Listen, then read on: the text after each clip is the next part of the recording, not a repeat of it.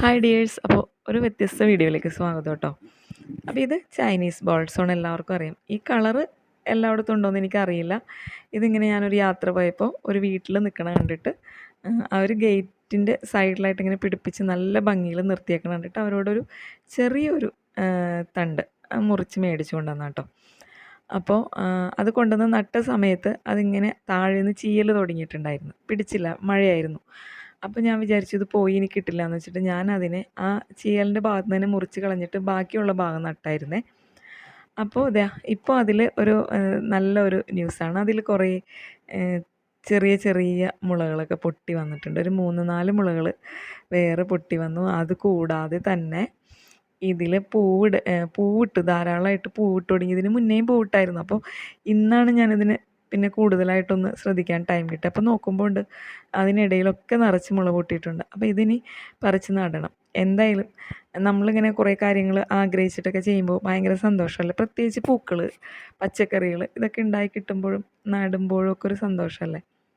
പിന്നെ ഇതിൽ ആദ്യം എനിക്ക് കുറച്ച് പുഴുക്കുത്തൊക്കെ വന്നായിരുന്നു. പക്ഷേ ഞാനതിനൊക്കെ നമ്മുടെ ചെറുനാരങ്ങ വെള്ളം അതിൽ എങ്ങനെയെന്ന് വെച്ചിട്ടുണ്ടെങ്കിൽ ഈ ചെറുനാരങ്ങയുടെ പിഴിഞ്ഞിട്ട് വന്നത് ഒരു ബോട്ടിലിട്ട് ഞാൻ കളക്ട് ചെയ്ത് വെച്ചിട്ട് അതിൽ കുറച്ച് വെള്ളമൊഴിച്ച് അതിനെ അങ്ങനെ മിക്സ് ചെയ്ത് ഒരാഴ്ചയോളം വെച്ചു കഴിഞ്ഞപ്പോൾ അത് നല്ലൊരു കീടനാശിനി പോലെ എനിക്ക് ഫീൽ ചെയ്ത് അതിലേക്ക് ഒരല്പം മഞ്ഞൾപ്പൊടിയും കൂടി ഇട്ടിട്ട് ഞാൻ മിക്സ് ചെയ്ത് ഇതിൽ തളിച്ചൊക്കെ കൊടുത്തായിരുന്നു.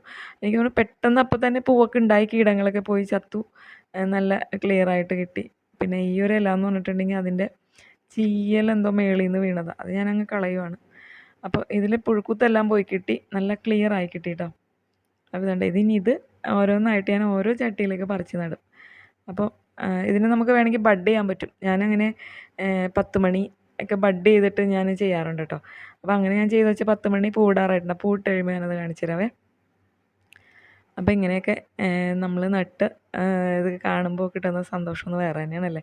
എല്ലാവരും തിരക്ക് പിടിച്ച് ജീവിക്കുന്നവരാണ്. അതിനിടയിൽ ചെറിയ ചെറിയ സമയങ്ങൾ, ഒഴിവുകളൊക്കെ ഇതിലേക്ക് വേണ്ടി മാറ്റി വെച്ചാലും ഒരു സന്തോഷം. അതിനിടയിൽ ഒരുപാട് ചീരയും മുളപ്പിച്ചിട്ടിട്ടുണ്ട് കേട്ടോ. ചെറിയ ചെറിയ ചീരയാണ് ഇത്. വ്ളാത്താങ്കര ചീരയുടെ കുറച്ച് ഇരുന്ന് വെച്ചത് ബാക്കി അങ്ങ് പാവിയത്. അപ്പോൾ ഈ മഴയായാലൊന്നും പെട്ടെന്ന് ഇതിലേക്ക് വെള്ളം തെറിച്ചിട്ട് അതങ്ങ് ശരിയായില്ല. അപ്പോൾ ഇങ്ങനെയാണ്. അപ്പോൾ എൻ്റെ ഇത് കണ്ടോ, നല്ല ഭംഗിയായിട്ട് നല്ല കളറല്ലേ, വെറൈറ്റി കളറല്ലേ. ഇനി ഇതിനെ വേറെ ഏതെങ്കിലും ഒരു കളറുമായിട്ടൊരു ബഡ്ഡിങ് കൊടുക്കണം. അപ്പോൾ അത് അതിലും അടിപൊളിയായി കിട്ടും. അപ്പോൾ എല്ലാ കൂട്ടുകാർക്കും വീഡിയോ ഇഷ്ടപ്പെട്ടെന്ന് കരുതുന്നു. അപ്പോൾ എല്ലാവരും ഒന്ന് ചെയ്ത് നോക്കണം കേട്ടോ. ഇതിൻ്റെയൊക്കെ വിത്തും കാര്യങ്ങളും വേറെയൊക്കെ കയ്യിലുള്ളവരൊക്കെ ഒന്ന് കമൻറ്റ് ഇടണേ. പറ്റാവുന്നവർ തന്ന് സഹായിക്കാം. താങ്ക്